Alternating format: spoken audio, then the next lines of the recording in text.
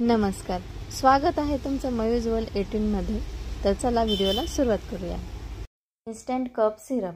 बदलत्या मोसमात लहान मुलांसह मोठेही आजारी पडतात। या सर्दी खोकल्यावर गुणकारी असा घरगुती उपाय आहे। यासाठी 1 ग्लास कोमट पाण्यात 3 ते 4 थेंब लिंबाचा रस, 1 चमचाभर मध, चिमूटभर दालचिनीची पावडर मिसळा आणि हे मिश्रण तुमचा सर्दी आणि खोकला झटक्यात दूर करेल।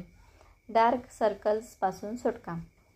तुमच्यापैकी बहुतेकांनी तुमच्या आजींना काळ्या वर्तुळांपासून मुक्त होण्यासाठी तुमच्या डोळ्याखाली बदामाचे तेल लावण्याचा सल्ला देताना पाहिलेच असेल। लहानपणी तुम्ही विचार केला असेल की तेलाचे काही थेंब ते काळे डाग कसे दूर करू शकतात। तर जेव्हा तुम्ही तारुण्यात पाऊल टाकले तेव्हा तुम्हाला त्याची जादू जाणवली आणि तोच उपाय तुम्ही स्वतःवर वापरला। फक्त 2 ते 3 थेंब बदामाच्या तेलाचे डोळ्याखाली लावा आणि रात्रभर राहू द्या। तुम्ही फक्त 3 ते 4 दिवसात त्या खोल गडद वर्तुळांचा निरोप घेऊ शकता। मुरुमांपासून सुटका। सध्या बाजारात मुरुमांवर उपाय म्हणून अनेक उत्पादनं उपलब्ध आहेत, पण काही वर्षांपूर्वी म्हणजे तुमच्या आजी तरुण असण्याच्या काळात असे कोणतेही प्रोडक्ट उपलब्ध नव्हते, तेव्हा लोक हा घरगुती उपाय करायचे। यासाठी 2 चमचे दही घ्या, त्यात अर्धा चमचा मध घाला आणि हे मिश्रण मास्क म्हणून चेहऱ्यावर लावा। आता ते धुवा आणि 2दा पुन्हा करा। सर्दी खोकल्यासाठी रामबाण उपाय।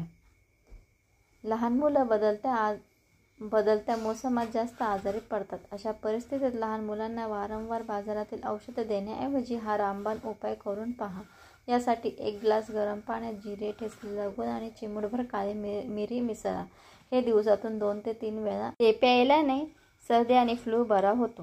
सुंदर रेशमी केसांसाठी घरगुती उपाय। जुन्या काळी आजसारखे वेगवेगळे प्रोडक्ट उपलब्ध नव्हते। त्यावेळी जुने लोक घरगुती उपाय करूनच केसांची काळजी घ्यायचे। तुम्हीही असं करू शकता। यासाठी खोबरेल तेल किंवा राईस तेल घेऊन त्यामध्ये काही थेंब लिंबाचा रस मिसळा। हे तेल केसाला लावा, 30 ते 40 मिनिटे तसंच राहू द्या। यानंतर केस माइल्ड शॅम्पू वापरून कोमट पाण्याने धुवून घ्या। व्हिडिओ आवडल्यास सबस्क्राईब नक्की करा।